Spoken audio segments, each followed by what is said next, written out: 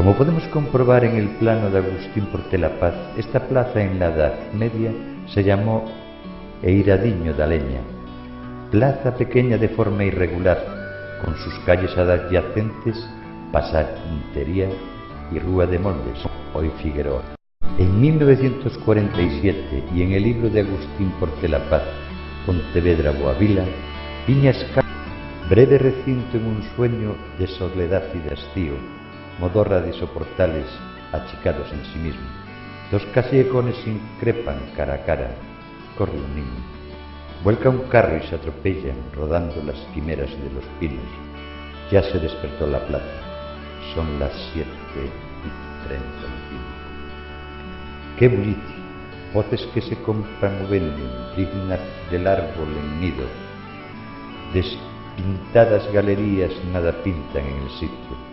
Galerías petulancia, geometría en racimo, con 30 soles de un sol, 30 cristales y un guiño. En la ilusión de un crucero vibra un cansancio dormido, duerme la limpia faz, guardadora de los siglos. Todo duerme, ya no hay leña ni corrillos. No ruedan las locas, las piñas, ni se enredan los vecinos. Son las 12:30 y pico.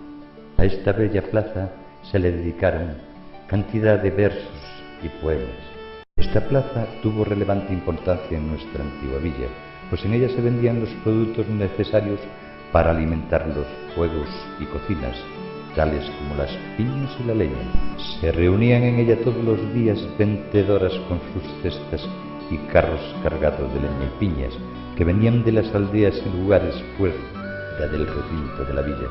La venta de la leña era diaria, pero los lunes y días de feria se distinguían porque llegaban los carros de leña y sobre todo la leña de roble, muy solicitada en aquellos tiempos por los panaderos de nuestra villa. En el centro de la plaza nos encontramos hoy con un precioso crucero del siglo XV que estuvo emplazado en el puente del Burgo hasta la mitad del siglo XIX. Por las diversas obras de reparación que se realizaron en el puente del Burgo, al que dedicaremos otro capítulo, dada la importancia que tuvo este en la Edad Media, pues desde el siglo XVI fue una de las principales preocupaciones del concello en reparar sus arcos, realizado por fases, así como otro tipo de obras, realizada por el maestro de obras Mateo López y los maestros Hernando Calle y otros canteros de la época.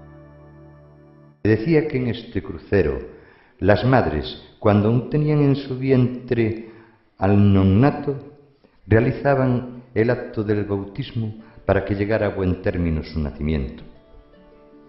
Esta plaza fue y es fuente de inspiración para muchos pintores, fotógrafos, y quizás sea con la peregrina la plaza más fotografiada de nuestra villa, por turistas, visitantes, así como por nosotros mismos.